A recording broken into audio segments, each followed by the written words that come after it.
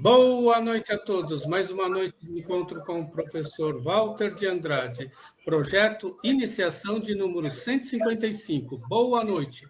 É com você, Gilberto.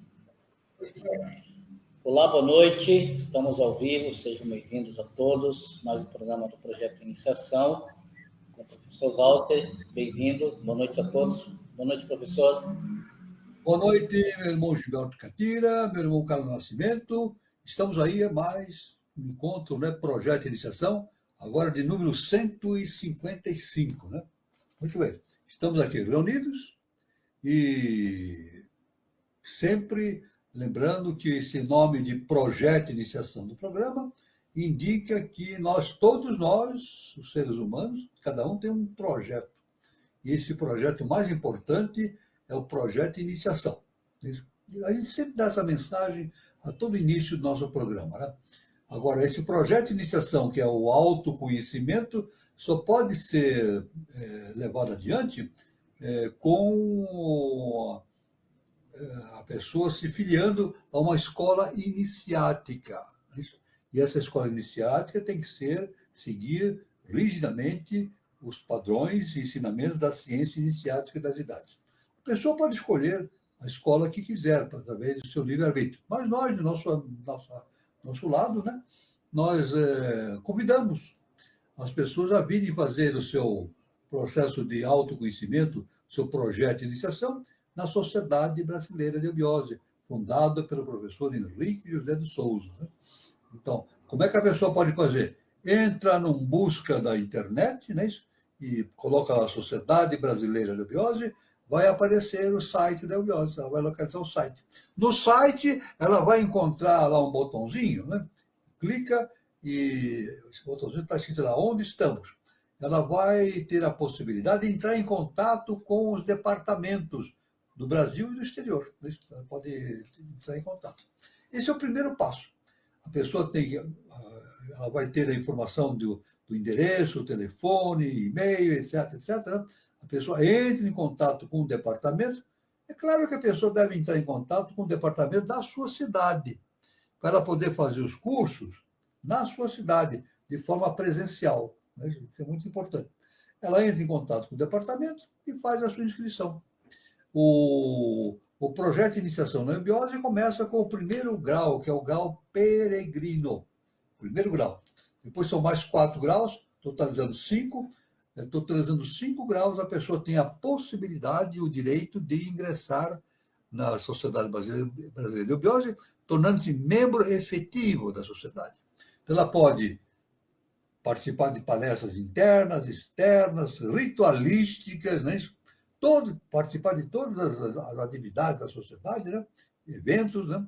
E mais do que nunca, ela tem o direito de ler e estudar as revelações, as cartas de revelação do nosso querido mestre e professor Henrique José de Souza. Aí está, então, o convite para todos, né? Quem não tiver a possibilidade de frequentar um departamento, seja pelo fato de, na sua cidade, não ter um departamento, ou o departamento morar num lugar muito distante de um dos departamentos, então ela pode, como alternativa, fazer o EAD, ensino à distância. Mas também o ensino à distância tem que ser iniciado através de um contato inicial com um departamento. Aí está, então, as condições básicas para a pessoa iniciar o seu estudo de autoconhecimento, né, na Sociedade Brasileira de Eubiose. Sejam todos bem-vindos. Né? Muito bem. O encontro aqui de todo sábado ele é destinado a dar a base filosófica e iniciática para aqueles que pretendem seguir o caminho da iniciação. São 2 bases fundamentais que nós seguimos rigidamente, né? A ciência iniciática das idades, mas baseada em dois conhecimentos importantes, né? Os conhecimentos dados por Helena Petrovna Blavatsky, fundadora da Sociedade Teosófica, e os conhecimentos dados pelo nosso querido mestre e professor Henrique José de Souza, fundador da Sociedade Brasileira de Eubiose. Muito bem. Seguimos esses 2 conhecimentos, e, além disso, a gente aborda, sempre que necessário, e os ensinamentos de todos os grandes instrutores e mestres da humanidade através dos tempos e de todas as civilizações. O objetivo justamente desse programa é a síntese do conhecimento, a fim de propiciar aos pretendentes ao caminho da iniciação informações importantes para essa finalidade. Né? Então, outra finalidade do encontro é propiciar a reflexão a respeito do momento evolutivo que a humanidade está vivenciando neste início do século XXI e início da era de Aquários, sempre lembrando o ensinamento que o nosso querido mestre, professor Henrique de Souza, nos deixou. O Brasil é o berço da nova civilização, pátria do Avatar Maitreya, né? E mais também, ele é patrimônio da Ordem de Cristo. Né? Então, o Brasil tem essa importante função nesse processo de condução da humanidade para uma nova civilização. Né? Para aqueles que já se encontram no caminho da iniciação, também, o nosso programa visa trazer para a reflexão o que podemos fazer e realizar para nos elevarmos a um padrão vibracional e evolutivo condizente com aquilo que a lei justa e perfeita planejou para ser desenvolvido pela humanidade no terceiro milênio e era de Aquário. Isso é muito importante. Né? O nosso mestre nos deixou ensinado que a nova civilização está determinado pela lei cósmica justa e perfeita para começar no ano 3005. Então, daqui a quase 1000 anos. Né? Então, esse foi o ensinamento que o nosso mestre deixou. A pessoa pode, então, perguntar, puxa vida, mas a nova civilização vai começar daqui a 1000 anos, o que eu posso fazer? A pessoa pode perguntar, o que eu posso fazer para um sistema que vai começar daqui a 1000 anos? Essa é a grande questão. Pode fazer tudo, porque aquilo que vai acontecer no ano 2005 depende das sementes que estamos lançando aqui nesse momento. Né? Então, a pessoa pode fazer tudo, porque, sabe, na verdade, na realidade cósmica, o tempo e o espaço é zero. Né? O tempo é zero, o espaço é zero. Então, pela divindade, não tem nenhuma ligação com essa... O que diferencia os diversos níveis evolutivos da humanidade, do universo não é o tempo, mas é sim o padrão vibracional. É o padrão vibracional que determina a proximidade ou o distanciamento das consciências que no universo existem. Né? As consciências que vivem no mesmo padrão vibratório se aproximam. Né? Ou seja, como se diz, pelo conhecimento iniciático, os semelhantes se atraem. Então, formam grandes bolsões pelo universo, vibratórios, né? Cada um com a sua perspectiva, cada grupo desse composto por suas devidas particularidades de consciência, e assim, então, a estrutura do universo. Né? A dimensão definida pelo grau vibracional. Muito bem. Nós, no encontro passado, nós fizemos um estudo sobre o Gólgota. Né? Fizemos um estudo sobre o Gólgota e fizemos depois um estudo, a primeira parte, sobre o glossário teosófico, que é uma grande obra, né? Iniciada por HPB. HPB escreveu algumas páginas, e o glossário teosófico foi terminado por seus discípulos, né? E seguidores. Né? Mas a base toda é tirada dos ensinamentos de Helena Petrova Blavatsky. Então, nós vamos, nesse momento, continuar justamente com a parte 2 dessas considerações que estamos fazendo sobre esse trabalho imenso deixado por HPB, que é o glossário teosófico. Então, vamos continuar. A parte 2. Né? Muito bem. Blavatsky seduzia os pensadores com quem ela entrava em contato. Era assim, Blavatsky era uma coisa impressionante. A pessoa entrava em contato com Blavatsky, ficava assim, apaixonado pelas suas ideias, pelas suas questões, né, cósmicas e assim por diante. Ela seduzia os pensadores que entravam em contato com ela. Né? Por exemplo, no campo da ciência, Ela antecipou muitas das ideias da física relativista e da astrofísica ao postular a teoria dos campos de força, tanto os cósmicos quanto os infraatômicos. Isso é muito do século XIX, Blavatsky trouxe esse conhecimento, né? Foi um trabalho maravilhoso, e abrindo caminhos para que os pesquisadores da ciência acadêmica pudessem repensar as avaliações que eles fazem do universo como um todo. Né? Então ela colaborou muito com isso. Né? Muito antes que a física oficial o fizesse, ela colocou a possibilidade da divisão e fragmentação do átomo. Olha só. E referiu-se aos aspectos da liberação energética inerentes a tais divisões. Então, ela alertou também a possibilidade, justamente, essa ideia, né, essa ideia da divisão e fragmentação do átomo.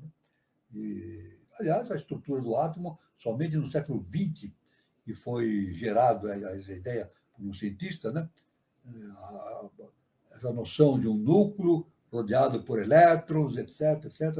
Essa foi somente no século XX que a ciência conseguiu entrar nesse domínio, nesse entendimento. Né? Ela alertou, a Blavatsky, olha só, hein? Alertou, inclusive, quanto aos riscos e perigos que o mau uso das técnicas da fragmentação atômica poderia acarretar. Ela já previa isso, né?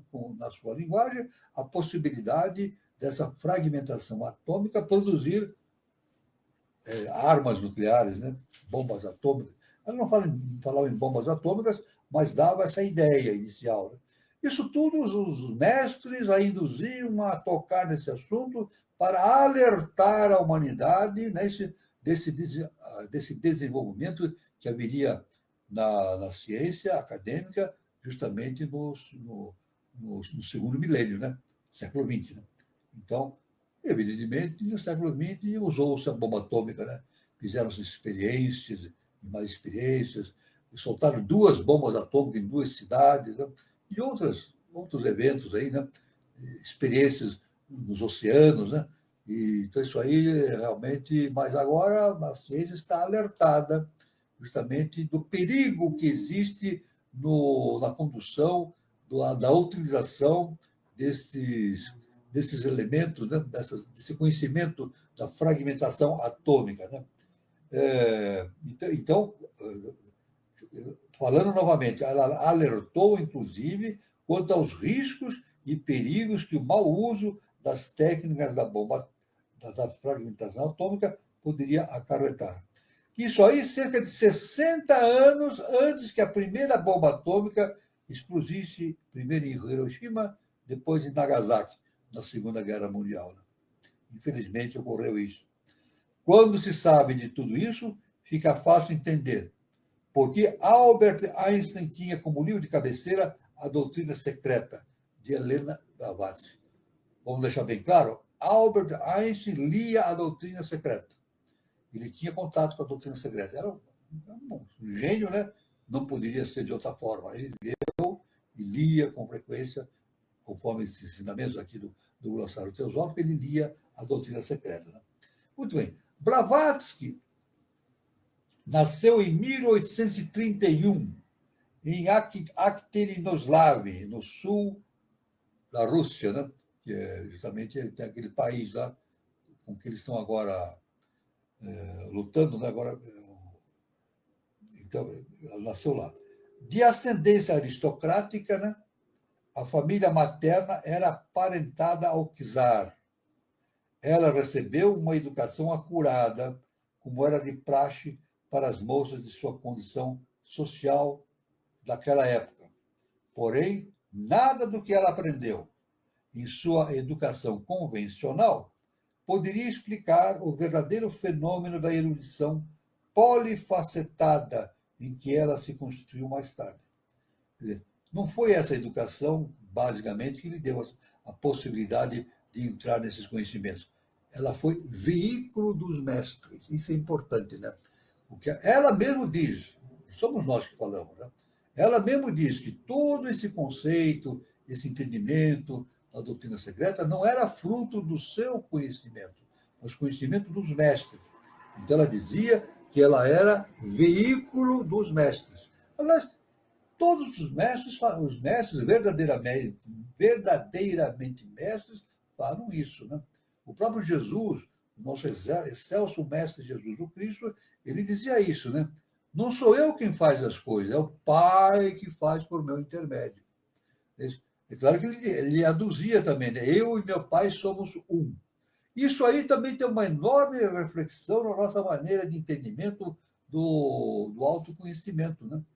Basicamente, o autoconhecimento e a nossa evolução, através do projeto de iniciação, deve nos conduzir para nos tornarmos veículos da consciência superior, veículos da divindade, né? Veículos dos grandes mestres. Esse é o sentido básico do projeto de iniciação, né? Muito bem. Muito bem. A HPB era capaz de entabular discussões acaloradas com os maiores professores do seu tempo sobre temas os mais diversos, como a semântica e de línguas arcaicas, ou então sobre detalhes das complicadas teologias ocidentais e orientais. Ela tinha essa capacidade, né, de discutir, de trocar ideias, porque ela era induzida a ter aquele conhecimento fantástico da ciência inicial das idades. Inclusive, os mestres traziam conhecimentos para ela era veículo, e ela foi nos mundos internos. Ela esteve no Tibete, né? Ela viveu na Índia durante um certo tempo e viveu no Tibete. E no Tibete ela foi para os mundos internos, entrou em contato com consciência dos mundos internos. Olha que coisa fantástica, né? O mistério de origem do enorme acervo de conhecimentos que Blavatsky possuía nunca foi totalmente desvendado. Até hoje é um mistério, muita coisa, né? As suas duas obras principais, A Doutrina Secreta e Isis Sem Véu, por exemplo, contém milhares de citações extraídas de outras obras, muitas das quais raríssimas, havendo apenas um ou outro exemplar guardado em bibliotecas de difícil acesso, como é o caso da Biblioteca do Vaticano. Cálculos já feitos mostram que, para ler todos os livros dos quais extraíam as citações, Blavatsky deveria ter lido sem parar durante toda a sua vida. Mas isso não pode ter acontecido, já que ela se dedicava a outras atividades, como as viagens pelo mundo afora. Então, ela tinha... Aliás, foi um dos temas que gerou, um dos aspectos que gerou a desconfiança de certos discípulos nos Estados Unidos, né? Certos discípulos, inicialmente, muito ligados a ela, acabaram mudando de opinião, dizendo que ela não tinha condições de saber tudo aquilo, porque ela não tinha bibliotecas à sua disposição para enunciar todos aqueles conhecimentos, né? Então, muitos diziam que era falso, que ela inventava coisas, que os ensinamentos dela eram falsos. Mas eles não chegaram, eles não chegaram à conclusão de algo que ela mesma dizia, que ela era veículo dos mestres. Então, ela não precisava ter bibliotecas, não precisava ter nada material na frente dela. Os mestres traziam esse conhecimento pela sua mente e ela escrevia. Na verdade, isso é muito importante, né? Aliás, até na sua obra, a gente vê que os mestres até produziam escritos durante a madrugada, eles faziam projeções de escritos, né? Que o espiritismo não sabe bem como é que funciona isso, né? Projeções de escritos, e isso ela recebia e incluía nos seus livros, né? Então, ela mesma diz que ela não era responsável por todo o conhecimento. Ela apenas era veículo da consciência dos grandes mestres. Para explicar a sua surpreendente produção literária, a própria Blavatsky dava respostas que até hoje são motivo de espanto para os estudiosos. Recentemente eu vi eu não vou citar o nome, eu vi aqui no Brasil um filósofo, né, muito famoso, está dizendo, isso está em vídeo na internet, no YouTube, né? esse filósofo dizendo que ela era uma grande enganadora. Isso é um filósofo aqui do Brasil, dizendo, afirmando que ela enganava as pessoas. Né? Quer dizer, esse cidadão ele vai ter que, além da filosofia acadêmica que ele diz conhecer, ele vai ter que avançar muito no seu processo de entendimento da ciência iniciática das idades. Mas ele vai entender, ele já é falecido, já foi embora. Ele vai ter oportunidade em outras vidas de penetrar nesses conhecimentos e verificar justamente este mecanismo que existe entre o veículo e a consciência superior. Né? Isso existe. Né? Todo mestre, ele não faz aquilo por si mesmo. Ele é veículo da consciência superior. Aliás, vamos dizer o seguinte, o ser humano não faz nada por si mesmo.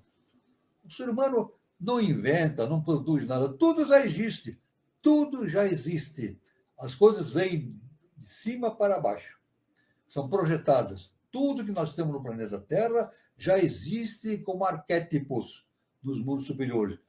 Os cientistas, os gênios, apenas servem de veículo para projetar na face da Terra essas coisas que existem nos mundos arquetipais. Né? Isso é muito importante, essa questão. Né?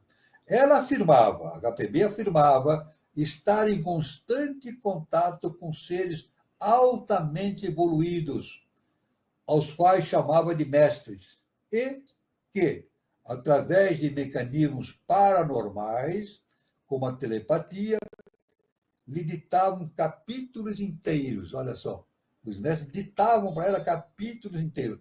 E esse trabalho dela ela dormia muito pouco, é da bibliografia dela, que ela dormia muito pouco. O tempo dela, ela trabalhava até altas horas da madrugada, é isso, com os mestres. Né? Esses seres seriam tanto encarnados quanto desencarnados e pertenceriam, segundo Blavatsky, a uma organização antiquíssima, a Grande Fraternidade Branca, e seriam os responsáveis pelo processo de evolução espiritual da humanidade. Aí que está. Ela trabalhava justamente em conexão com a Grande Fraternidade Branca. Isso. Sob o comando do Rei do Mundo, né? O Rei Melquisedeque. Sob o comando do Rei do Mundo, o Rei Melquisedeque. Né? Aliás, o próprio, olha que interessante, o próprio Paulo de Tarso, numa das suas epístolas, ele afirmou que Jesus, o Cristo, era um grande sacerdote da igreja de Melquisedeque. Olha só que importante. Paulo de Tarso afirmou, né, que Jesus, o Cristo, nosso excelso mestre, era veículo justamente e sacerdote da grande igreja de Melquisedeque. Olha só que importante todas essas comunicações que nós temos através desse conhecimento iniciático das idades. Né? Foram esses mestres, segundo Blavatsky, que a orientaram no sentido de fundar a Sociedade Teosófica, que tem hoje filiais em todo o mundo, inclusive no Brasil. A base está em Adyar, na Índia. A base da Teosofia está na cidade de Adyar, na Índia. Por todo o mundo, cada país tem a sua instituição, né? Sociedade Teosófica Brasileira, Sociedade Teosófica Inglesa e assim por diante, né? Alemanha e assim por diante. Né? Na Índia, para onde a sociedade foi transferida anos após sua fundação nos Estados Unidos, ela fundou nos Estados Unidos a Sociedade Teosófica, mas devido à situação em que ela se encontrava, sendo perseguida por muita gente, né, ela não teve outra saída senão transferir, né, essa instituição para a Índia. Essa agremiação desempenhou um papel determinante no processo de independência. Mahatma Gandhi, olha só, o grande Mahatma Gandhi, né, que conheceu pessoalmente Helena Blavatsky em Londres, nos últimos anos da vida dela, afirma em sua autobiografia que foi com Blavatsky e com a teosofia que iniciou-se nele o processo de conscientização que o levou à liderança no movimento de independência da Índia. A gente sabe que a Índia era um protetorado inglês. Aí houve a independência da Índia e houve uma reforma social muito grande, justamente orientado por justamente Mahatma Gandhi, um grande ser de hierarquia, né? E fez esse trabalho maravilhoso para o mundo e para a humanidade. Né? Blavatsky foi muito atacada ainda em vida pelos reacionários da ciência e da religião. Ela foi muito perseguida. Perseguiam Blavatsky de maneira feroz, dizendo que ela enganava as pessoas, que o que ela escrevia era tudo falso. Eles não tinham a menor noção, Mas Deus não castiga nem condena ninguém. Deus dá oportunidade. Né? Esses seres que atacaram Blavatsky, eles estão tendo e terão sempre a oportunidade de se regenerar, né? E atingir o conhecimento adequado da ciência iniciada das idades através das reencarnações futuras. Né? Muitos tentaram desmascará-la, acusando-a de charlatanismo de todos os tipos. Porém, ela foi mais forte.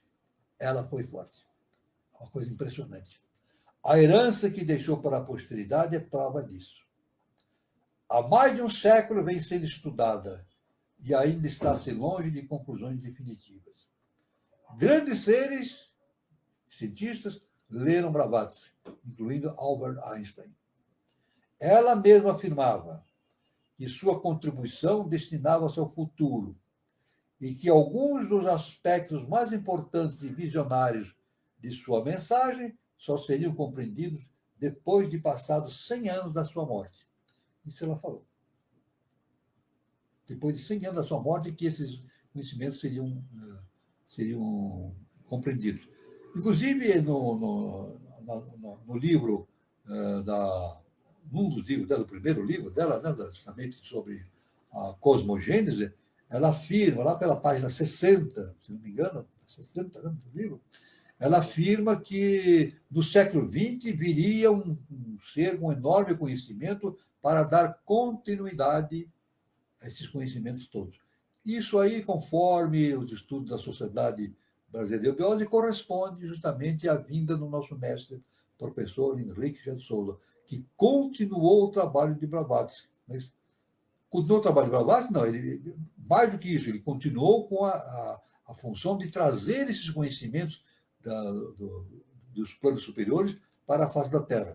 Só que o mestre, professor Henrique de Souza, ele tinha uma capacidade espiritual muito de síntese.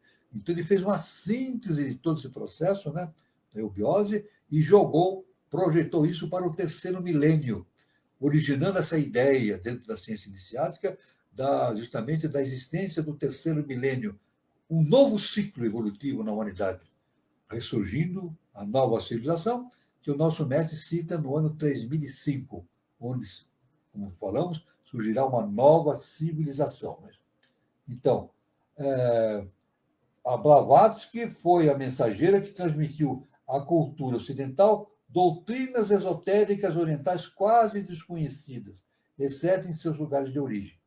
Ela trouxe esse conhecimento todo, da Índia, do Tibete, e não se tinha muito conhecimento aqui no Ocidente. Os estudiosos tinham dificuldades, não conseguiam entrar nesses conhecimentos. Com o trabalho de Blavatsky, ampliou-se a possibilidade de estudiosos do ramo irem, inclusive, à Índia e visitarem esses centros de estudos e produzirem livros e citações a respeito do trabalho maravilhoso de Blavatsky. Né? Hoje, o estudo da sua obra é indispensável para melhor compreensão de um fenômeno capital do atual momento histórico, a fusão do conhecimento do Oriente e do Ocidente, e o surgir de uma postura filosófica unificadora e sistêmica.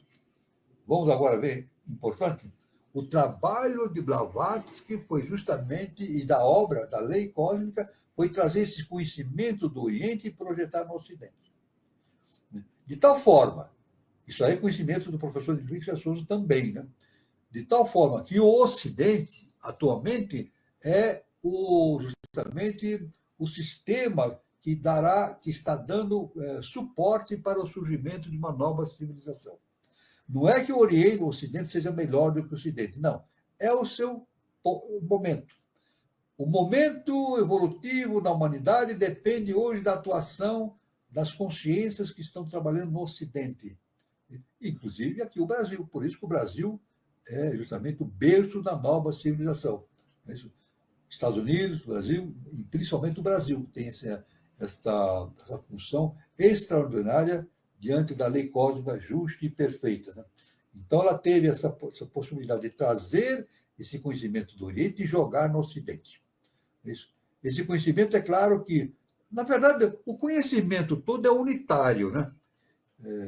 A pessoa, quando não tem ainda um trânsito específico na ciência iniciática das idades, ela deixa ver esses conhecimentos como partes de várias idades, várias civilizações, mas, na verdade, tudo isso é o mesmo conhecimento, vem de um mesmo ponto, uma mesma origem. Qual é a origem disso? Justamente a divindade, Deus. Né? Isso tudo vem de instâncias superiores. Vai se projetando paulatinamente através dos tempos, das civilizações.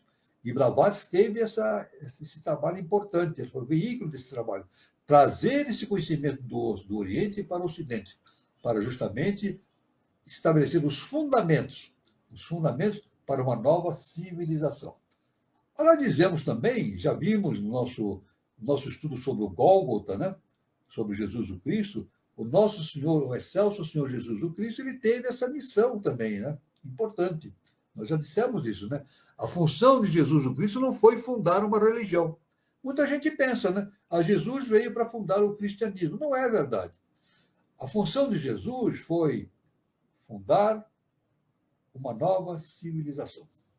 Ele teve duas funções, na verdade, duas funções básicas. A primeira é a redenção da casa de Israel.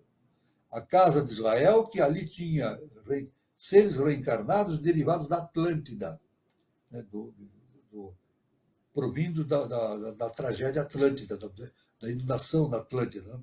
Então, ele tinha esse trabalho de provocar a recuperação daquelas consciências, inclusive João Batista também, né? O Herodes, tudo aquele pessoal, né? Da casa de Israel, né? E João Batista também era proveniente daquela situação de domínio e do tempo de Atlântida. Né?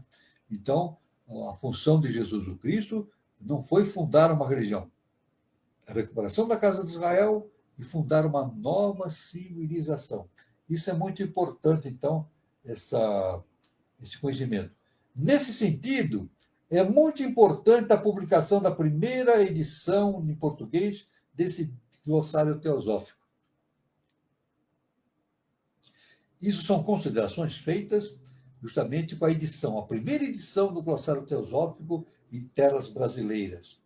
Já que ele, o glossário teosófico, é ferramenta quase imprescindível para agilizar a leitura dos textos de Blavatsky, muitas vezes escritos numa linguagem com terminologias praticamente desconhecidas para o leitor ocidental, não erudito em filosofias orientais e ocultismo em geral. É por isso que aqui no nosso programa a gente dá destaque para o estudo dessas palavras contidas no glossário teosófico, porque é básico para o entendimento da teosofia. Né? Então, é básico. E nós nos reservamos uma parte do nosso encontro para o estudo paulatino de todos esses nomes, né? Que são nomes, frequentemente, são nomes derivados do sânscrito, do latim, do grego, etc., e lá da linguagem do Antigo Egito, né? E são difíceis de entendimento, a não ser através de uma pesquisa e de uma meditação, como se faz justamente no âmbito de estudo do glossário teosófico. Né? Então, veja bem a importância de todo esse conhecimento. Né?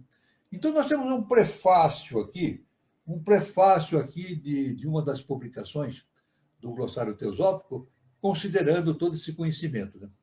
Há situações extremas em que os contatos pessoa a pessoa parecem irresistivelmente necessários. Em tais condições, quase sempre a linguagem torna-se insuficiente para expressar o desejado, o sentido. A palavra tem as suas limitações. É isso. Toda palavra ela não consegue, evidentemente, expressar o sentido cósmico do que está se estudando. A palavra tem a sua limitação. Né? Então, o inefável, né, abrange o domínio do sentido, mas não o do factual, isto é, das ocorrências submetidas a expressões verbais. Então, isso é muito importante. O glossário teosófico, ao lado de poucas outras obras de correntes distintas da mesma verdade, corresponde a um desses momentos em que as palavras apreendem o indizível e levam o amoroso de ciência a se aproximar um pouco mais da auto-iniciação. É por isso que já no encontro passado, na primeira parte de abordagem do glossário teosófico, nós afirmamos que é muito importante quem está no caminho da iniciação, do autoconhecimento, entrar em contato com o glossário teosófico, de forma linear ou de forma horizontal ou vertical. De forma vertical, digo, pesquisando algumas palavras que ela tem em determinado momento dificuldade de entender. E na forma horizontal, significa ler o glossário teosófico da primeira à última página. Na verdade, ela pode ter esses dois. É importante que ela leia horizontalmente, da primeira à última página, né? Mas depois ela pode usar o glossário teosófico como uma fonte de referência. Isso é muito importante. São palavras, definições, verbetes e mais verbetes a respeito justamente de definições muito profundas a respeito da filosofia, da astronomia, da astrofísica, da ciência iniciática pertinente ao Egito, à Índia e assim por diante. Né? Muito bem. Então, nós vemos aqui que o inefável, né? Há obras que buscam facilitar o contato com o iniciador. Citamos, por exemplo, o livro da magia sagrada, atribuído a um pesquisador chamado Abramelin. Outros buscam fornecer matéria de reflexão e regras mínimas de conduta, a fim de se obter a iluminação. E ainda há aqueles que relatam a experiência pessoal da iniciação. É claro que o estudo dos verbetes, das palavras, é muito importante. Mas mais importante do que isso é a capacidade que a pessoa deve desenvolver para o seu autoconhecimento. É isso?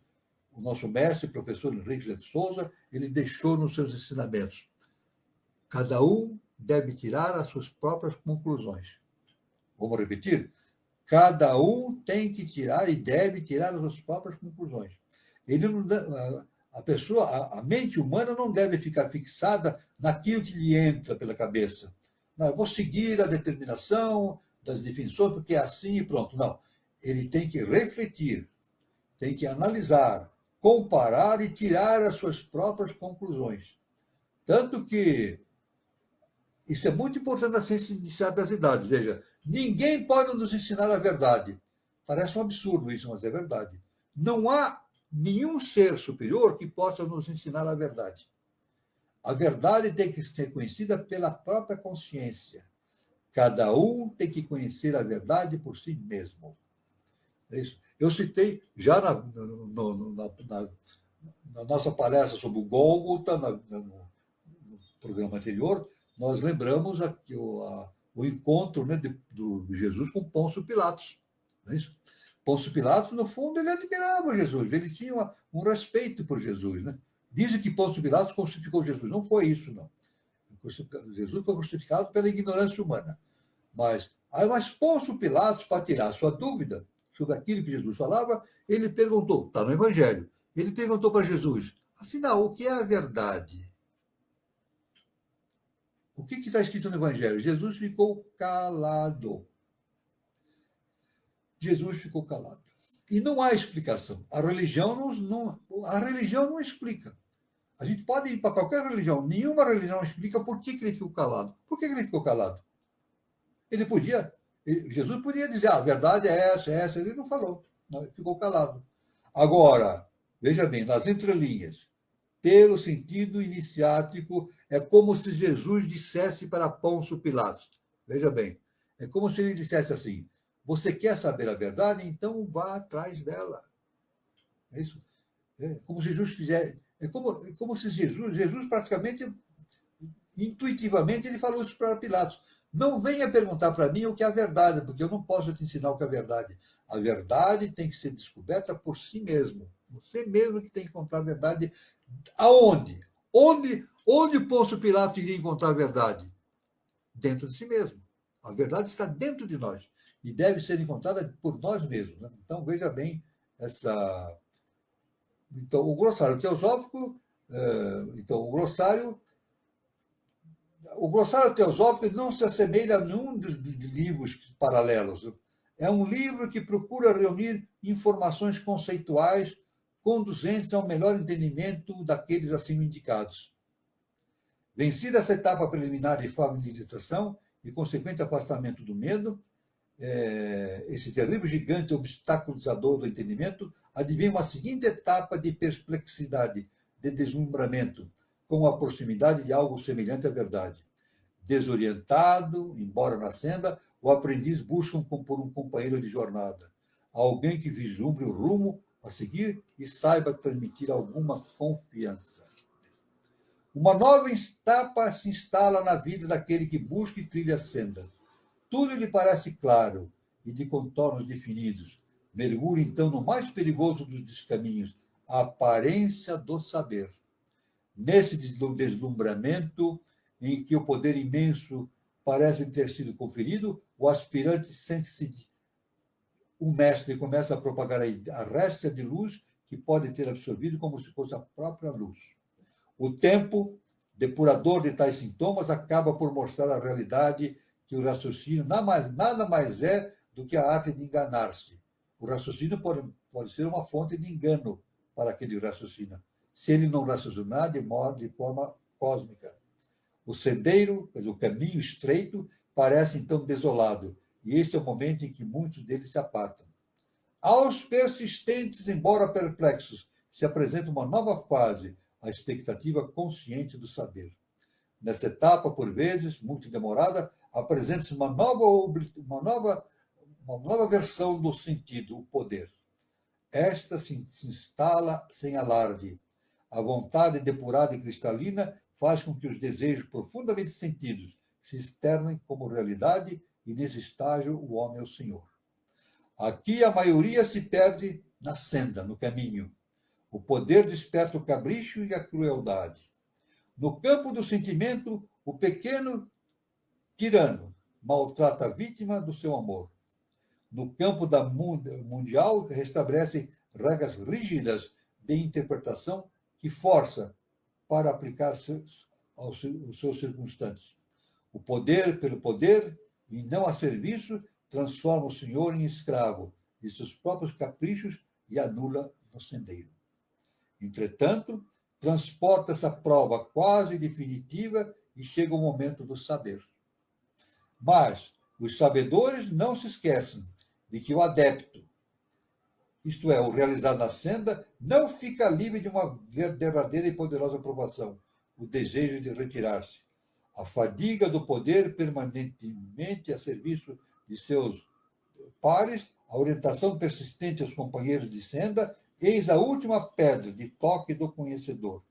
Transposto esse último canto de sereia, arrimado nos bordões da sabedoria e do poder, surge o homem, surge o adepto, surge a vida. Então, o adepto é aquele que transcende a sua existência humana e torna-se um conhecedor das coisas no sentido profundo das coisas.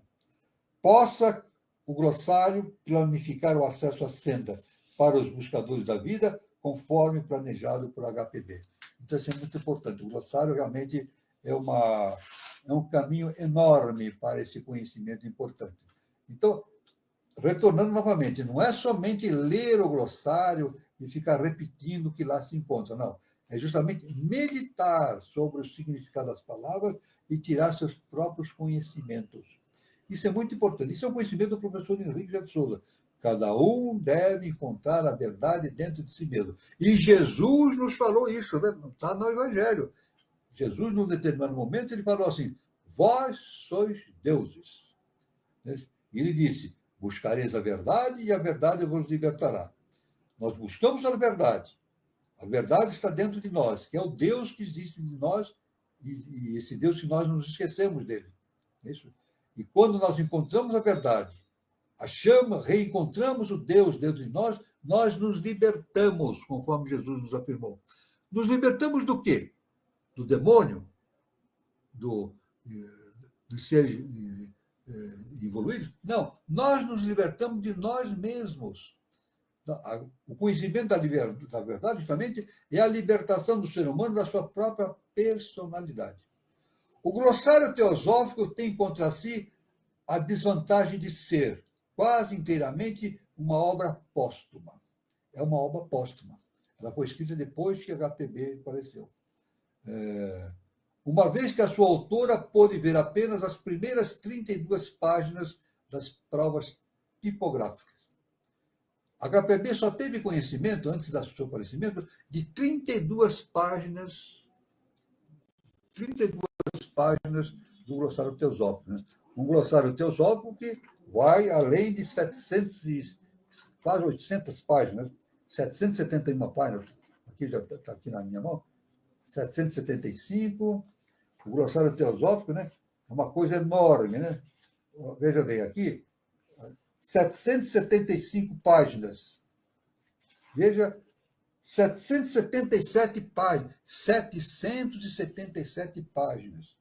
Veja que coisa enorme o glossário teosófico. Né? Muito bem. Essa circunstância que nós citamos, que ela foi uma obra póstuma, é tanto mais lamentável pelo fato de que Blavatsky, como de costume, ir acrescentando grande quantidade de verbetes ao original. Assim, sem dúvida nenhuma, esta obra teria alcançado dimensões muito superiores às atuais, o que lançaria muito mais luz a grande número de termos obscuros não incluídos no presente glossário. É muito mais importante ter-nos ainda oferecido um vislumbre das vidas e ensinamentos dos adeptos mais famosos, tanto no Oriente como no Ocidente. É um trabalho de Blavatsky enorme, né? O objetivo do glossário teosófico é proporcionar algumas informações sobre os principais termos sânscritos, palavras, tibetanos, pális, caldeus, persas, escandinavos, hebraicos, gregos, latinos, cabalísticos e gnósticos, e também sobre os termos do ocultismo, geralmente utilizados na literatura teosófica, e que não são encontrados principalmente em Isis sem véu, o budismo esotérico, doutrina secreta, chave da teosofia, etc., que são obras de Blavatsky, bem como nas revistas e outras publicações da Sociedade Teosófica. Os verbetes, ou seja, as palavras estudadas no glossário teosófico, assinalados com as iniciais www, que explicam palavras pertencentes à Cabala, ou então lançam luz sobre as doutrinas rosacruzes ou herméticas. Foram fornecidos a pedido de Blavatsky por Wynne Westcott, um estudioso, secretário-geral da Sociedade Rosa Cruz e predicante, e seguidor da Cabala na ordem hermética. Blavatsky desejava também manifestar que, no que se refere à ordenação dos verbetes, foram para ela de grande valia o dicionário sânscrito chinês de Eitel, o dicionário clássico hindu de Dawson, o Vishnu Purana de Wilson e a Real Enciclopédia Maçônica de Kennedy Mackenzie. Assim são as referências biográficas relacionadas ao glossário teosófico. Né? Como aquele que se subscreve e não pretende possuir a esmerada e extraordinária erudição necessária para editar um livro com tantos verbetes, variados e poliglotas como este, última produção com que Blavatsky enriqueceu a literatura teosófica, é claro que, forçosamente, haverá, entre outros, erros de transliteração, e que os especialistas dessas logo encontrarão. Contudo, como cada orientalista possui seu próprio sistema, poderão todos, muito bem, perdoar tais defeitos dessa obra, não os imputando ao karma do editor. Então aí nós vemos isso aí, chegamos ao final justamente dessa segunda parte sobre o glossário teosófico, que é uma obra maravilhosa.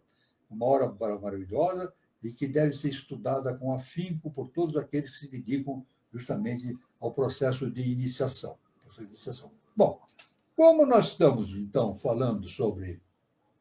Terminamos aqui a segunda parte da exposição sobre o glossário teosófico, nós vamos aqui, evidentemente, ver aqui mais algumas definições que constam dessa obra, né? Vamos continuar estudando as definições, estudando os verbetes que se encontram nessa obra, né? Vamos ver mais alguma coisa para ampliar o nosso conhecimento, né? Uma palavra muito importante, referente, que consta aqui do glossário teosófico, é a palavra agnóstico, que vem do grego. Palavra que Huxley pretende ter inventado para designar aquele que não crê em coisa alguma, que não possa ser demonstrado pelos sentidos. Então, o agnóstico é aquele que não crê em nada, que não possa ser demonstrado pelos sentidos. É um sentido materialista, né? O sentido de entendimento materialista, agnóstico, não crê em nada. O agnóstico é aquele que crê inacessível o absoluto ao ser humano.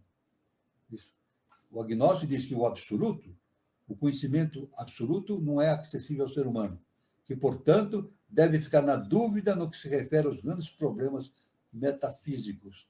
As posteriores escolas de agnosticismo dão definições mais filosóficas do termo. Então, o agnóstico é aquele que não crê que a gente possa entender algo acima dos nossos sentidos. Isso? Então, pode ser que o agnóstico tenha consciência que existe algo superior, mas ele diz que nós não podemos entender esse algo superior. Isso não é realidade. Nós, dizemos seres humanos, não podemos entender realmente o que está acima do nosso entendimento, do nosso plano vibracional. Mas, através da nossa transformação interna, nós podemos nos ir formando para obter conhecimentos importantes a respeito das coisas transcendentais.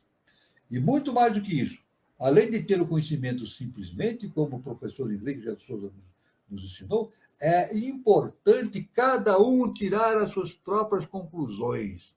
Ou seja, isso é básico no entendimento do seguinte, olha, não o dogma. O dogma não leva a nada. O dogma apenas trancafia o indivíduo dentro de uma prisão. Vamos repetir? O dogma trancafia, prende a consciência dentro de uma prisão, né? E não há como abrir, não há chaves que abram essa prisão. Agora, o entendimento interior pelo autoconhecimento, cada um tirando as suas próprias conclusões, dá a liberdade sempiterna de todos os conhecimentos. Agora é necessário o processo evolutivo, tanto que no nosso plano evolutivo, o plano seguinte é o plano do adeptado. Isso. Quando nós, seres humanos, atingirmos um estado de adeptado, e todos atingirão esse estado, isso é inevitável, nós deixaremos de ser seres humanos, né, para sermos seres super-humanos. Aliás, basicamente, pelo entendimento superior, nós não somos seres humanos. Isso pode parecer incrível, né? Se a gente falar isso na rádio, na TV, nos jornais, eles vão dizer, esse sujeito que está falando isso é um psicopata. Ele é um psicopata dizer que nós não somos seres humanos. E não somos seres humanos. O que nós somos? Veja bem, definição. Estamos passando pela experiência humana. Estamos passando pela experiência humana. A nossa consciência. A nossa consciência já passou pela experiência mineral, passou pela experiência vegetal, passou pela experiência animal e agora está vivenciando a experiência humana. No estado de adeptado, a consciência passa a vivenciar justamente a experiência super-humana. Depois, imediatamente, no caminho, tem a experiência subdivina e divina. A tendência nossa é voltarmos ao plano da divindade, do conhecimento interno profundo, né? Como Jesus, o Cristo, nos ensinou, né? A volta à casa do Pai. Jesus dizia sempre assim, o nosso caminho é a volta à casa do Pai. Isso é muito importante, esse entendimento. Muito bem. Uma outra palavra aqui que nós vamos estudar aqui que é uma coisa básica no planeta Terra e no universo, água. Né? Água. O que é água? Olha aí. A gente pensa que é simples de entender, mas não é tão simples assim, não. Tem uma profundidade enorme, cósmica. Né? O primeiro princípio das coisas, segundo Tales de Mileto, né? E outros filósofos antigos, não é a água do plano material, mas apenas seu sentido figurado. Expressa o fluido potencial contido no espaço infinito, simbolizado no Antigo Egito por Kinep, o deus não representado sob a figura da serpente, emblema da eternidade, circundando um jarro de água. Isso é importante a gente ter essa ideia. O elemento de maior quantidade no universo é a água. Justamente a união do hidrogênio com o oxigênio, né? H2O. O princípio da evolução dos elementos começa justamente no hidrogênio, né? O Sol é uma bola gigantesca, tem muito hidrogênio, mas o Sol, através uma fornalha, não, é uma bomba atômica invertida, o Sol vai fazendo a fusão nuclear. Então, ele vai originando novos elementos, justamente pertencentes ao plano da materialidade. Né? Então, começa no hidrogênio, depois fósforo, oxigênio, etc., etc., e outros elementos constituintes da materialidade e presentes na Terra. Né? Então, a água é de muita importância. Né? Expressa o fluido potencial contido no espaço infinito, simbolizado no Antigo Egito por Kenef, o Deus não revelado. E o Espírito de Deus cobiçava a face das águas. Veja bem, água, segundo trono, né? Segundo trono. Água, justamente, define o segundo trono. Por isso que na Bíblia diz assim, que Deus vagava sobre as águas. Deus vagava sobre as águas no início. E as águas nunca antes tocadas. E Deus, então, tocou nessas águas e originou o mundo e tudo que existe aqui entre nós. Né? Interessante que a água, segundo o trono, é a mãe divina. A mãe divina, né? Então, por isso que nós temos na Igreja Católica Maria, né? A Virgem Maria. Maria vem do latim mare. Olha que isso aqui é importante. O nome Maria vem do latim mare. Então, Maria significa as águas. As águas, dita na Bíblia, nunca antes tocadas. Então, aí surge a ideia da virgindade de Maria. Por isso que a religião bate nesse assunto, que Maria é virgem. Justamente porque Maria, no conhecimento cósmico, representa as águas virginais, o segundo trono, nunca antes tocados pelo Eterno. Mas depois, então, o Pai, que é justamente o Pai, Brahma, né? Maria, Vishnu, Brahma toca Vishnu e surge, então, o planeta Terra, segundo a Bíblia, né? Durante 7 dias vão surgindo tudo que existe no planeta Terra. Né? Isso é muito importante, essa questão. Né? Então, e o Espírito de Deus cobiçava a face das águas. Gênesis 1, 2. O orvalho de mel, alimento dos deuses, das abelhas criadoras, cai durante a noite sobre a árvore da vida, sendo proveniente das águas divinas, lugar nativo dos deuses. Pretende os alquimistas que a terra pré-adâmica, ao ser reduzida à sua primeira substância pelo alcaeste, é semelhante à água clara. O alcaeste é e o indivisível, a água, o primeiro princípio na segunda transformação. Então, veja bem a importância que nós temos aqui no estudo da água. E o estudo da água realmente é muito importante. Eu quero só fazer uma referência aqui para encerrar esse assunto. Até hoje, a ciência acadêmica, a ciência que nós conhecemos, né, no mundo material, não consegue explicar por que existe tanta água na Terra. De onde veio essa água? De onde veio tanta água? A ciência tem dúvidas para explicar isso. Recentemente, cientistas dizem que a água foi proveniente justamente da condensação do vapor de água existente no espaço. O vapor de água vai se condensando e vai caindo sob a forma de chuva no planeta Terra. Quer dizer que hoje essa queda não há uma evidência que isso continue acontecendo de maneira avantajada, né? Porque a água não se vê um aumento dos oceanos, né? Não se vê aumento, se vê o aumento do oceano. Muitos estudiosos dizem que o oceano aumentou um pouco porque está havendo um descongelamento das calotas polares pelo processo de aquecimento da Terra. Né? Isso é uma hipótese, uma teoria, ainda tem muitas discussões, muitos aceitam, outros não aceitam e assim por diante.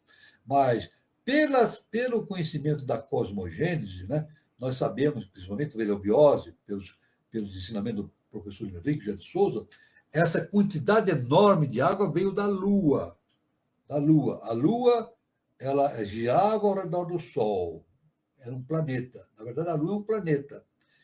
Num determinado momento, a Terra passou da 4ª órbita para a 3ª órbita e ela atraiu a Lua para girar ao seu redor. Depois, com o tempo, o movimento de rotação da Lua foi diminuindo. Hoje, o movimento de rotação da Lua é 28 dias. Ela gira ao redor da Terra em 28 dias. E gira ao redor de si mesma, evidentemente, por esse caminho no espaço, ela gira ao redor de si em 28 dias. Isso originou na Lua um aquecimento muito grande. Né? A gente sabe que na Lua, durante o dia lunar, que está exposto ao Sol, a temperatura sobe a 200 graus, mais de 200 graus. Né? E durante a noite lunar, que está obscurecido, não está o Sol esquentando a Lua, a temperatura baixa a 200 graus centígrados abaixo de zero. Então, a Lua tem essa diversidade enorme de temperatura referentemente à noite lunar e o dia lunar. Mas, então, basicamente, essa quantidade de água que veio para a Terra veio da Lua, justamente. A Lua aqueceu, essa água evaporou-se, foi para o espaço como vapor d'água, e esse vapor d'água, num determinado momento, foi se condensando e caiu sobre a face da Terra de maneira abrupta. Isso está na Bíblia, é escrito na Bíblia como justamente o tempo em que choveu durante 40 dias e 40 noites. Não é isso? Durante o dilúvio, né? O dilúvio foi assim, está na Bíblia. Choveu durante 40 dias e 40 noites. De onde veio essa água? Da Lua. Da Lua. Foi condensação daquele vapor da água que veio da Lua. Né? Então, isso aí diz a ciência inicial das idades. Né? E coincidiu justamente esse evento com a inundação de Atlântida. Né? A água da Terra era pouca, não tinha muita água na Terra, mas com a vinda da água da Lua, surgiram os oceanos se ampliaram. Né? E também, nesse momento em que houve precipitação da água, o eixo da Terra, com a queda atlântica, houve um inclinamento, né? Um inclinamento da Terra sobre a eclíptica. Né? Esse inclinamento, então, fez surgir as estações. Antigamente, na Atlântida era uma eterna primavera. Com a inclinação do eixo da Terra sobre a eclíptica, surgiram as 4 estações. E, é claro, surgiram, então, as calotas polares. E o surgimento das calotas polares conduziu a um estado em que a água fica congelada lá nos polos e ficam mais terra emersas para o desenvolvimento das civilizações. Né?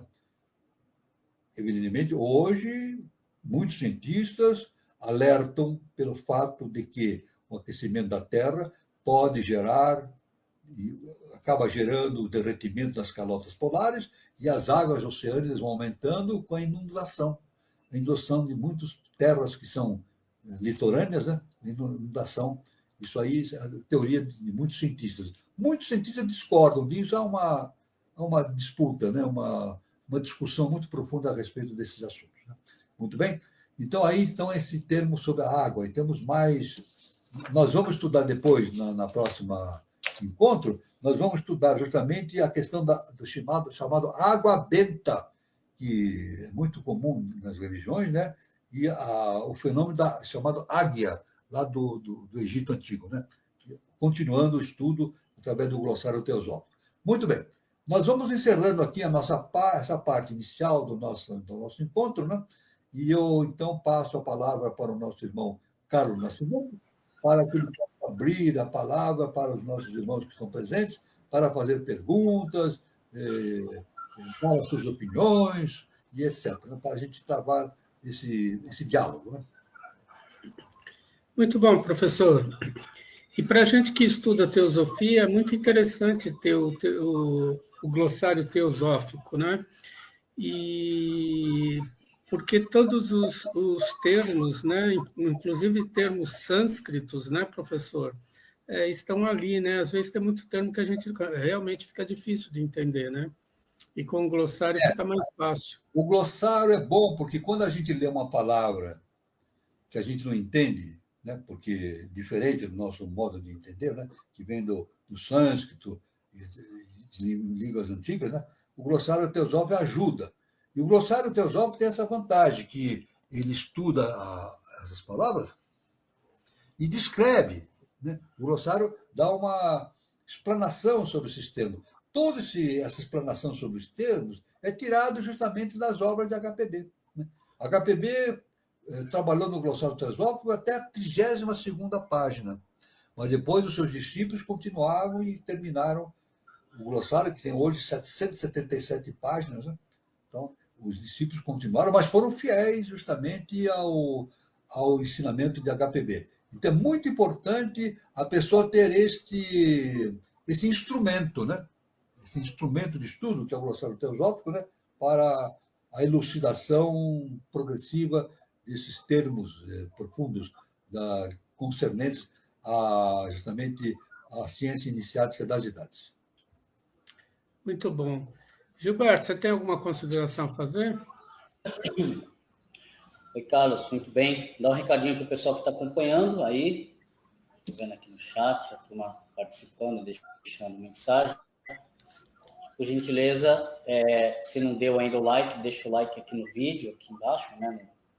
Nos ajuda a alavancar, divulgar, né?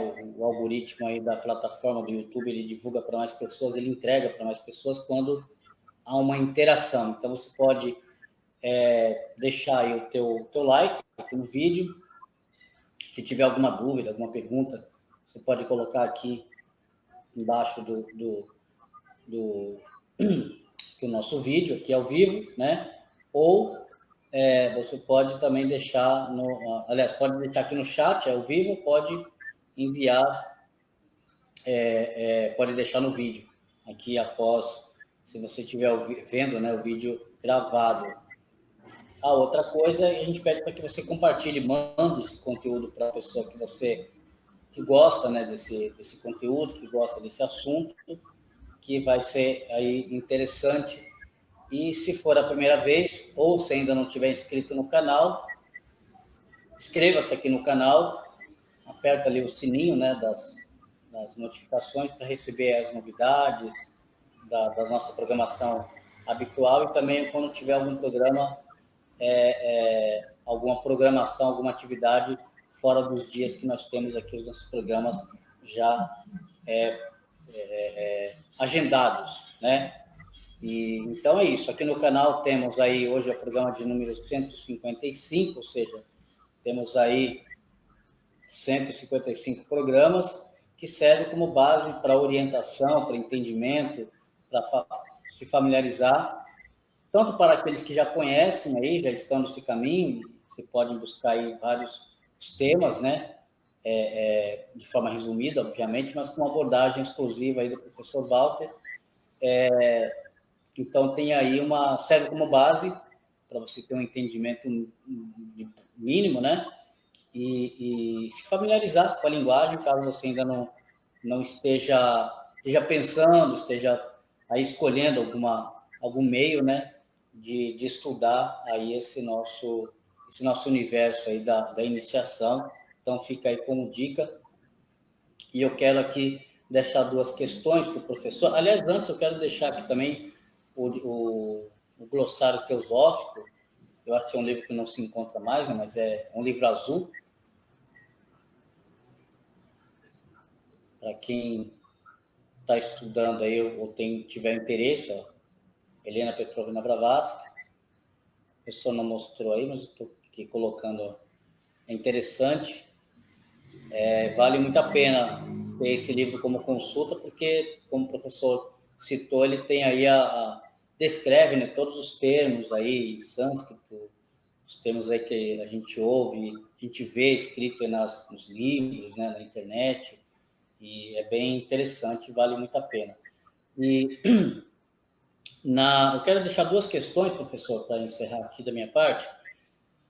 Primeiro, eu queria que o senhor explicasse muito rapidamente, muito resumido, aqui como título da nossa live, do nosso programa hoje, Gólgota e o glossário filosófico. Então, eu queria que o senhor, se pudesse falar muito rapidamente, explicasse, né, de forma resumida, somente para aqueles que estão passando pela primeira vez, né, que nosso programa é aberto na internet, às vezes a pessoa passa por aqui, não tem muita base e entendimento ou familiaridade com esse assunto.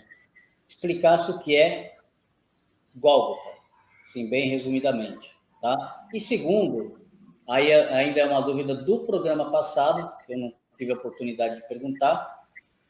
O senhor tinha falado sobre Lúcifer, né? E aí o senhor colocou ali, assim, falou que tem umas diferenças de Lúcifer, de demônio, enfim. E aí as pessoas, elas fazem muita confusão, né? Então, assim, no popular, né? Então, todo mundo coloca tudo numa mesma panela, né? O senhor disse que é diferente, né? Que são seres, são personagens, vamos dizer assim, diferentes, né? Então, qual é a diferença aí de Lúcifer, demônio, capeta, enfim, essas entidades ditas, né, como do mal, entre aspas, né? Aí colocadas por algumas religiões, as diferenças entre elas e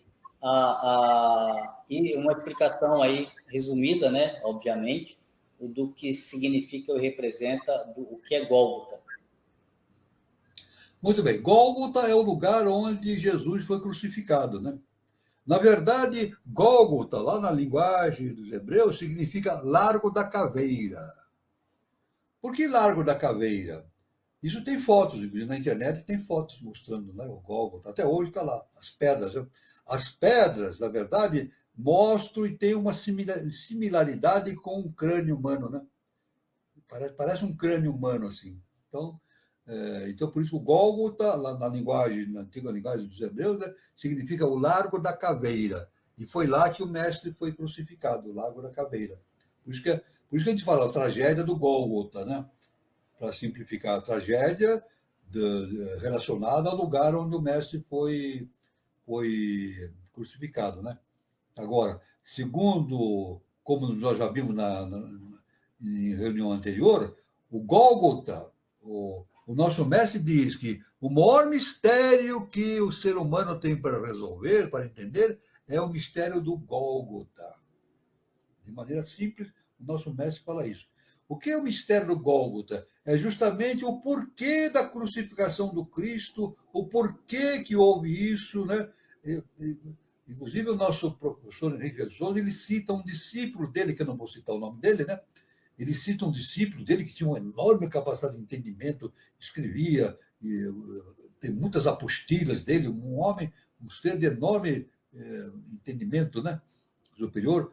E o nosso mestre disse assim: nem esse meu discípulo conseguiu entender a tragédia do Gólgota, nem esse grande discípulo. Então, é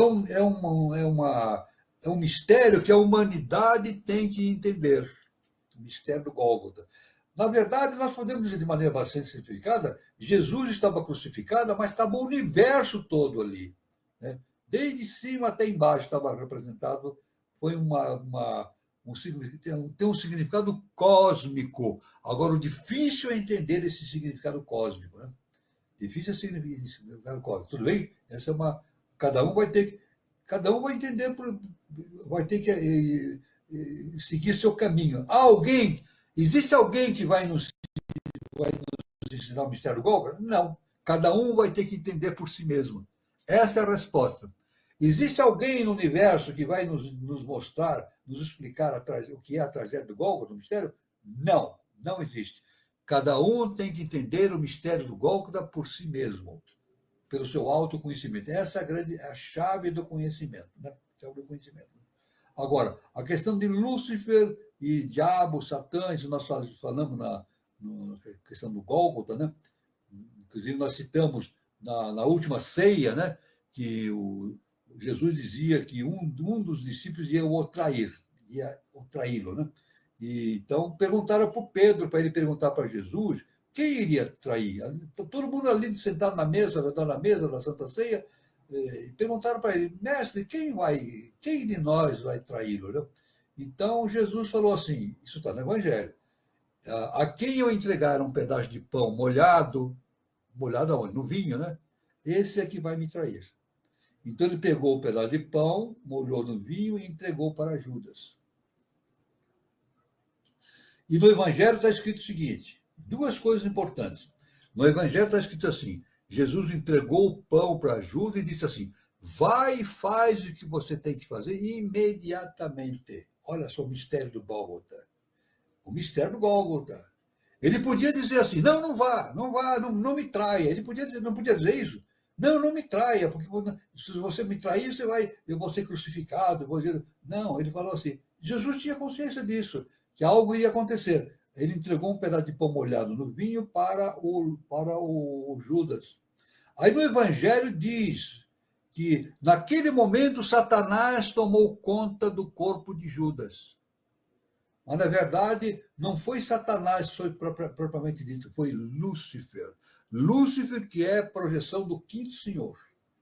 Então, Lúcifer apoderou-se do corpo de Judas. Por quê? Porque Judas não ia conseguir trair Jesus. Olha, Judas traiu Jesus? Não. Ele fez o necessário. Alguém tinha que fazer aquilo. Alguém tinha que entregar Jesus. E o próprio Jesus sabia disso, que era ele que tinha que fazer. Então o Judas ele fez um trabalho cósmico. Ele não é o bem e o mal, é o necessário. Ele fez o necessário. Mas ele sozinho não conseguiria fazer, porque ele foi um dos grandes discípulos de Jesus. Ele amava o mestre.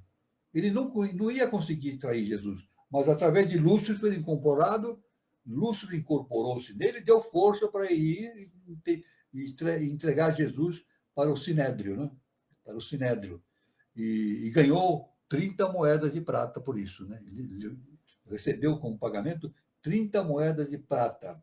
É claro que depois Lúcifer afastou-se dele e quando Judas tomou conhecimento daquilo tudo que ele tinha feito, está no Evangelho, ele se matou. Ele se enforcou numa árvore, está no Evangelho. Ele mesmo não aguentou, foi numa árvore, pôs lá uma corda e se pendurou e se enforcou. E na bolsa dele estavam as 30 moedas. Isso no Evangelho não diz, mas na ciência iniciática das idades a gente sabe disso, que ninguém quis aquele dinheiro, era muito dinheiro, 30 moedas de prata, ninguém quis aquele dinheiro. Acharam o Judas morto lá, ninguém tomou conta desse dinheiro. Usaram esse dinheiro para comprar uma quantidade de terras de Jerusalém, e chamaram Campo Santo. Esse Campo Santo virou, então, um cemitério, com as 30 moedas de prata que Judas recebeu. Mas Judas se enforcou. Ele cometeu suicídio. Isso está no Evangelho. Porque ele não aguentou isso. Né? Então, é um erro dizer que Judas traiu. Agora, a pessoa diz assim, puxa vida, mas ele fez um mal, né? Então, nós vamos dizer, pela ciência iniciada das idades, o professor diz assim, nosso mestre professor Henrique de Souza, quem entende a polaridade, entende tudo. Então, o Judas não fez bem nem mal, ele fez o necessário. Tanto que, depois da Santa Ceia, não é isso, Jesus foram ao Getsemane. Eles foram ao Getsemane, não é isso? Justamente um lugar, né? Onde Jesus entrou em contato, o Jardim das Oliveiras, né? Chamado Jardim das Oliveiras, depois do jantar, na Santa Ceia. Aí Jesus, então, entrou em contato com o Pai Celestial. Jesus, então, vendo toda aquela trama, ele, como ser humano, está no Evangelho, né? Não estou inventando, está no Evangelho. Jesus falou para o Pai assim, Pai, afasta de mim esse cálice. Era uma coisa terrível. Mas depois o Pai mostrou para ele a necessidade que tinha para ocorrer isso, para ocorrer a missão dele, Então Jesus disse assim: então faça-se em mim conforme a sua vontade. Então nada acontece por acaso, tudo isso foi estratificado. É por isso que o nosso mestre fala que a tragédia do Gólgota é o maior mistério que a humanidade tem que entender. Entendeu-se até hoje? Não. Ninguém entendeu. O ser humano pode estar na religião que for, na ciência iniciática, se a pessoa não tiver desenvolvido a sua capacidade justamente de adeptado, não vai entender isso. Somente de adepto para cima consegue entender isso. Mas a gente tem um caminho. O importante é ter o caminho. Isso é importante, né? Ter o caminho para entender isso, né? Então, esse, de maneira geral, é esse cenário que a gente tem, né? Da tragédia do Gólgota, da Santa Ceia, do Getsemane, né? Jardim das Oliveiras. Depois que Jesus meditou no Jardim das Oliveiras, aí vieram os soldados romanos, né? Os soldados romanos, sobre a determinação da casa de Israel, e prenderam Jesus. E Jesus foi levado preso, isso foi numa quinta-feira, hoje é a quinta-feira santa, né? E na sexta-feira ele foi feito o julgamento. Julgamento não, ele já estava julgado, né? Diz que Jesus foi julgado. Jesus não foi julgado, ele foi condenado à revelia do julgamento, né? Porque queriam que ele fosse julgado, né? E tanto que, mas agora é todo um cenário que interpenetra, que compõe esse quadro, que é muito difícil da gente entender. E por isso chama-se o mistério do Gólgota, o grande mistério que a humanidade tem para entender. É isso aí, Gilberto. Mais alguma coisa, Gilberto? Faltou alguma coisa? Gilberto? Respondido, professor. Obrigado. Muito bom, hein? Então tá bom, então tá bom. Ótimo. Eu vou passar. Eu quero aqui responder, aqui, viu, Carlos? Pode falar. Observação do Guilherme Baselli Neto. Será? Eu entendi o seguinte: será que Jesus quis dizer a verdade, que a verdade está no silêncio? Eu entendi isso que ele quis fazer. Quando Jesus ficou em silêncio, talvez o Baselli falou isso. Será que Jesus quis dizer que a verdade está no silêncio? Exatamente, está no silêncio. Não é isso? Agora, o que é que nos leva ao entendimento superior? A HPB publicou um livro chamado A Voz do Silêncio. Lá nós vamos fazer, já está programado aqui na nossa apresentação, fazer a apresentação sobre o livro A Voz do Silêncio. Mas não vai ser uma só, não. Talvez seja 4, 5 ou 6 programas, porque o assunto é enorme, enorme. O livro é fininho, fininho. Não é grande que nem o glossário teosófico, não. Pequeno, fininho, fininho. Mas por dentro é um universo. A voz do silêncio.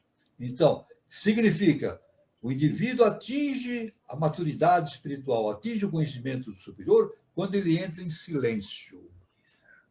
Dharana, a perfeita concentração mental, que é justamente o mental superior, dharana.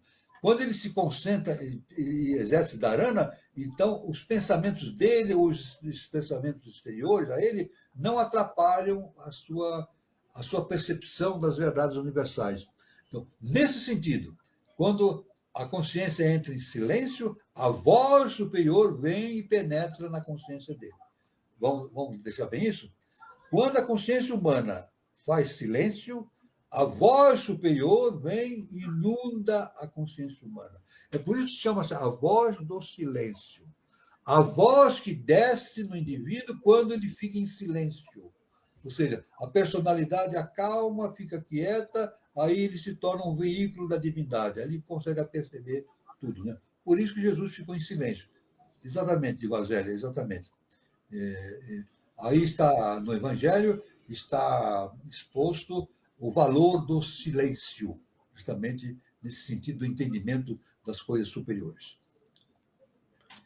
Muito bom, professor. Eu vou passar uns recados, aí depois a gente olha se tem mais pergunta. Hoje não.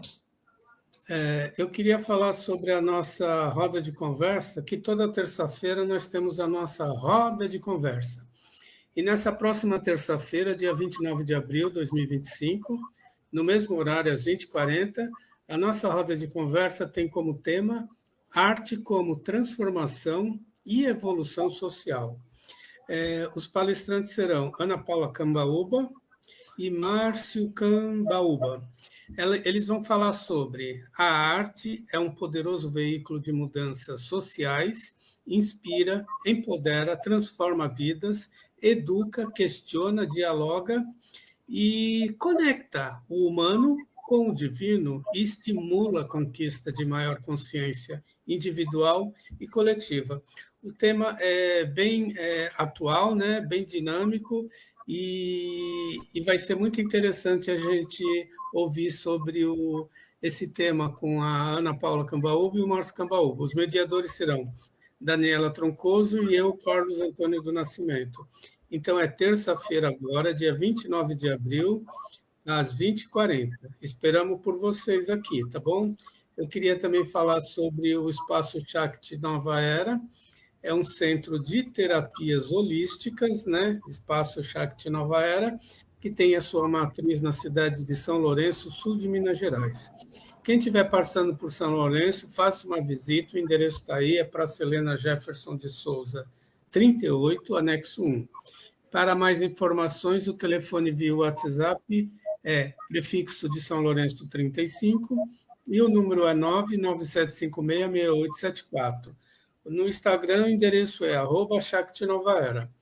Lembrando que tem filial no Departamento da Eubiose de Brasília e 2 endereços em São Paulo, no Departamento de Santana e Departamento do Sumaré. Eu queria também falar sobre uma palestra que teremos aqui no Departamento de Santana, no dia 3 de maio, sábado. Essa palestra é aberta ao público, entrada gratuita, presencial, e ela também será transmitida no YouTube pelo canal Conexão 3005. Então, lembrando, é sábado agora, dia 3 de maio, às 16 horas, e o endereço do Departamento de Santana é Rua Conselheiro Saraiva 538, é próximo ao metrô Santana. A palestra tem como tema os Vimanas da Antiga Índia e o fenômeno dos discos voadores, reflexões sobre o tema que será abordado, né, abordagem de algumas leituras do livro Vyamanika Shastra, que descreve diversas máquinas voadoras da época antediluviana. Seria apenas uma mitologia da época? Então, o palestrante é José Maldonado, ele é membro efetivo do Departamento da Eubiose de São Paulo, Departamento da Lacerda Franca. Então, é sábado, próximo sábado, dia 3 de maio, às 16 horas, lá na Conselheiro Saraiva. Quem não estiver em São Paulo, pode acompanhar essa palestra pública no YouTube, pelo canal Conexão 3005. Bom, o recado é esse. Eu só queria complementar, viu, Carlos? Mais alguma coisa, Carlos? Não, pode falar. Eu queria complementar, se a gente fala sobre naves interplanetárias que navegam pelo universo, né? Eu quero complementar algo extraordinário que não se comenta muito, é muito difícil. Geralmente, em alguns locais se comenta, né? Existem naves interplanetárias cruzando o espaço infinito, né? Entre as galáxias, etc., mas não naves físicas densas. Naves constituídas por matéria vital, matéria astral, matéria mental. Então, existem naves que vagam pelo universo com consciências elevadíssimas, né? Então, é claro que essas naves elas transcendem, inclusive, as limitações da velocidade da luz, né? A gente sabe disso, né? Que a própria ciência, a física quântica, hoje chegou a essa conclusão, que o tempo e o espaço é zero. Isso aí, a ciência iniciada das idades já nos fala há milênios que o tempo e espaço é zero, né? Tanto que o próprio Buda fala que não é passado, presente e futuro, é o aqui e agora. Na verdade, não existe. Essa coisa de presente, passado e futuro só existe na nossa imaginação, na nossa percepção humana. Na verdade, o tempo é zero, né? É o aqui e agora. Então, eu só quero deixar essa mensagem aí. E eu também quero falar outra coisa sobre o nosso irmão Márcio Cambaúba. Ele tem uma palestra muito legal sobre a transição planetária, né? Tá está no nosso canal Conexão 3005. Na próxima reunião, eu vou trazer aqui a indicação do nome da palestra e a data que foi realizada para vocês pesquisarem. E o Márcio fala sobre o Cambaúba, ele fala sobre a transição planetária, né, para a nova civilização, e o processo justamente de seleção. Ele falou, foi muito, muito interessante a palestra dele, viu? Sobre a processo de seleção consciencial, justamente que nos liga, nos leva para a quinta dimensão, né? Então, na aula que vem, no nosso encontro seguinte, eu vou dar as indicações para que quem quiser possa acessar no canal Conexão 3005 essa palestra. Maravilhosa. Maravilhosa mesmo, professor, bem lembrado. Você ouviu, né? Você conhece, né? Foi no seu departamento, lá na... Isso. Não, Santana, em Santana. Santana. Ele fez essa palestra em Santana. Isso. Ô, professor, vamos fechar o programa com uma pergunta da Alice Pinto. Boa noite a todos. Sim.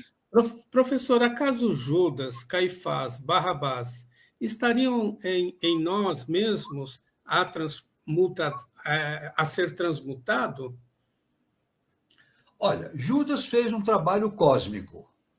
Ele tinha que fazer aquilo. Então, é um caso especial dentro do entendimento do mistério do Gólgota. Agora, Barrabás faz parte da nossa consciência humana também, né? Porque Barrabás, o que ele fazia? Era um indivíduo que cometia crimes, mas ele prometia para aqueles seres humanos da época, da Judéia, né? Ele queria ser um transformador social, etc., para expulsar os romanos, etc., né? Da Judéia, mas ele era um criminoso. Ao compasso que Jesus não, era um ser angélico e não propunha nada disso. Pelo contrário, ele propunha o quê? Amar os romanos e respeitar, pagar os impostos, tudo. Então o povo não gostou disso, dessa questão de Jesus falar isso, né? Mas Jesus falava como um agente da consciência cósmica, né? Agora, é claro que o Barrabás existe até hoje, né? O Barrabás, essa ideia de Barrabás existe na humanidade até hoje, né? Gente que faz propostas mirabolantes, oferecendo nada, oferecendo apenas posses materiais, etc., que não leva a lugar nenhum, né? Então, é algo que precisa ter transmutado em nós. É como se... Eu já falei isso na palestra sobre o mistério do Gólgota, né? Eu falei, eu vou repetir. Se Jesus está entre nós, mas de forma... com a consciência dele superior. Mas, suponhamos que Jesus se encarnasse, vamos supor, se ele se encarnasse hoje, nos dias de hoje, aconteceria a mesma coisa que aconteceu há 2000 anos. Ele seria perseguido, preso, judiado, e sofreria todas as restrições da ignorância humana. Jesus seria perseguido hoje se ele viesse e se apresentasse com as suas ideias no mundo atual. Então, é questão da humanidade, né? Agora, nós temos que transformar isso, né? Como é que a gente começa? Transformando a nós mesmos e ajudando na transformação dos nossos irmãos em humanidade. Muito bom, professor. Eu queria agradecer a todos, principalmente o professor, pelos conhecimentos que ele trouxe aqui hoje, agradecer o público que prestigiou o nosso encontro e desejar a todos um bom final de sábado, bom domingo, e terça-feira temos a nossa roda de conversa, e sábado às 16 horas tem uma palestra, né, do Maldonado, lá em Santana, que vai ser transmitido pelo Conexão 3005, e até o nosso próximo encontro do sábado que vem. Um grande abraço. É com você, Gilberto. Isso aí, Carlos. Boa noite a todos, bom final de sábado para todo mundo, um bom domingo. E nos vemos aqui na próxima terça-feira. Aguardamos todos. Boa noite, professor. Boa noite, meu irmão Gilberto Catira, meu irmão Carlos Nascimento, e boa noite para todos os irmãos que estiveram presentes aqui, e até sábado que vem. Luz, paz e amor para todos, e fiquem todos com Deus.